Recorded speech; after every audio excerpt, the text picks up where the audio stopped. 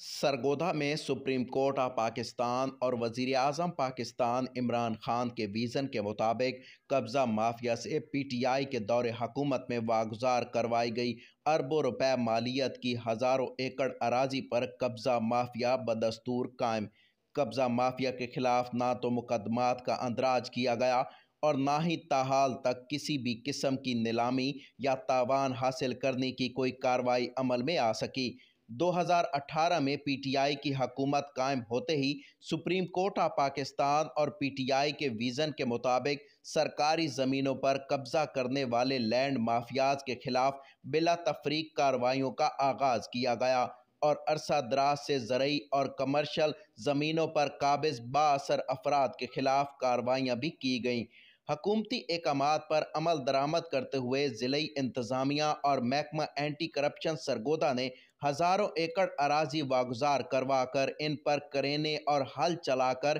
نہ صرف ویڈیوز بنائیں اور نہ صرف پریس ریلیز جاری کی بلکہ منظم طریقے سے نہ صرف ان کی سوشل میڈیا پر تشہیر کی گئی بلکہ میڈیا ہاؤسز کے ذریعے بھی ضلعی، ڈویژنل، صوبائی اور قومی سطح پر ان کے اعداد و شمار، مالیت اور واگزار کروائے گئے رقبہ کی تعداد بتا کر کوریج بھی کروائی گئی۔ لیکن دراصل ان زمینوں کو وقتی طور پر واگزار تو کروایا گیا لیکن ان کا مستقل حل نہ کیے جانے کی وجہ سے اکثریت سرکاری اراضی پر لینڈ مافیا ہی قابض ہے۔ واگزار کرواتے وقت نہ تو ان کو گرفتار کیا گیا اور نہ ہی ان کے خلاف مقدمات درج کروائے گئے اور نہ ہی ان کی کسی بھی قسم کے استعمال کے لیے نیلامی کروائی جا سکی اور نہ آج تک ان سے تاوان کی رقم وصول کی جا سکی ہے، اور اسی وجہ سے بااثر مافیاز نے نہ صرف دوبارہ اپنے